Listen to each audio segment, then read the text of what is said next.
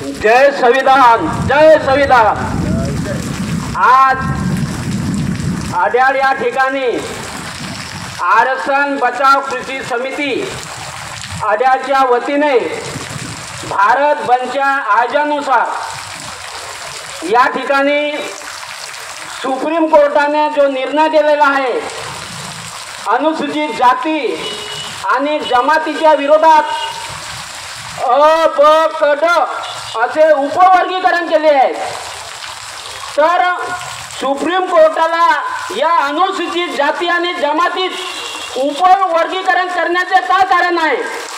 म्हणजे या मागे या सुप्रीम कोर्टाच्या मागे नेमका कुणाचा हात आहे हे आपण ओळखलं पाहिजे।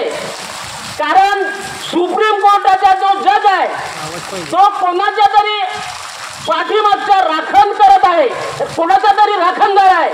आणि या सुप्रीम कोर्टानं जो जजमेंट दिलं एवढं भारतीय बाबासाहेबांनी आपल्याला संविधान दिलं, त्या संविधानाचा त्या सुप्रीम कोर्टाच्या जजला आपल्याला बरोबर न्याय देता येत नसेल तर त्या जजला सुद्धा त्या ठिकाणी राहण्याचा अधिकार नाही। कारण हा सुप्रीम कोर्टाचा जज या अनुसूचित जातीमध्ये झगडे लावण्याचा भाग काम करत आहे। या सुप्रीम कोर्टाच्या जजचा मी प्रथम या बंदच्या ठिकाणी निषेध करतो की ज्या सुप्रीम कोर्टाने या अनुसूचित जाती जमातीमध्ये वर्गीकरण करून त्याला कमजोर करण्याचं काम करत आहे आणि त्यामध्ये भांडण लावून त्यांचं आरक्षण खतम करण्याचा या सुप्रीम जजचा हा निर्णय आहे। आणि अशा या सुप्रीम कोर्टाने जो जजमेंट दिला आहे त्यांचा मी निषेध करतो।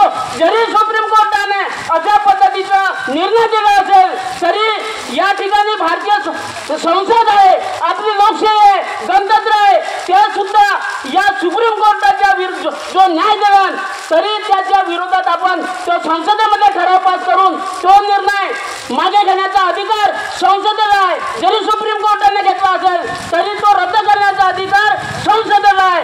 म्हणून या आपली जे संसद आहे, जो या देशाचा पंतप्रधान आहे, तो सुद्धा आपल्या लोकसभेमध्ये ठराव घेऊन हा कायदा रद्द करू शकतो आणि जो विरोधक पक्ष आहे त्यांनी त्याला समर्थन द्यायचं आहे। तर असं कुठं होताना दिसत नाही, कारण आम्ही पाहतो तिकडून सुप्रीम कोर्ट जज देतो आणि तेलंगणाचा सरकार जो काँग्रेसचं सरकार आहे त्याला समर्थन देतो। याला आपण काय म्हणावं? हे योग्य नाही। म्हणून जो विरोधात बसलेला सरकार आहे, जो केंद्रात विरोधी पक्ष म्हणून काम करत आहे, त्यांनी सुद्धा या निर्णयाचा विरोध करायला पाहिजे, त्यांनी सुद्धा रस्त्यावर यायला पाहिजे आणि हा जो निर्णय दिलेला आहे सुप्रीम कोर्टाने तो तात्काळ मागे घ्यायला करायला पाहिजे। कारण 5 वर्षापूर्वी लोकसभेचा विरोधक नव्हता, आता विरोधक आहे। म्हणून विरोधकाची आपली महत्वाची जबाबदारी आहे की त्यांना विरोध केला पाहिजे। फक्त त्या ठिकाणी चंद्रशेखर राव नाईक आझाद समाज पार्टीचे त्यांनी लोकसभेत विरोध केलेला आहे। जरी लोक जनशक्तीच्या पार्टीचे 5 खासदार त्या संसदेत आहेत जे मोदी सरकारात असतील त्यांनी सुद्धा विरोध केलेला आहे। परंतु विरोधक ज्या ठिकाणी आपले राहुल गांधी आहेत विरोधक म्हणून त्यांनी बजाची भूमिका घेतलेली आहे, त्यांनी आपला आवाज त्या ठिकाणी उठवलेला नाही, त्यांची सुद्धा महत्वाची भूमिका आहे। म्हणून विरोधकाची भूमिका सुद्धा महत्वाची असते। म्हणून मी या ठिकाणी अधिक न बोलता सुप्रीम कोर्टाने जो निर्णय दिला आहे तो त्यांनी तात्काळ घ्यावा, मागे घ्यावा आणि संसदेने आपली भूमिका पार पाडावी एवढंच बोलतो आणि मी माझे 2 शब्द या ठिकाणी समाप्त करतो। जय भीम, जय भारत, जय आदिवासी।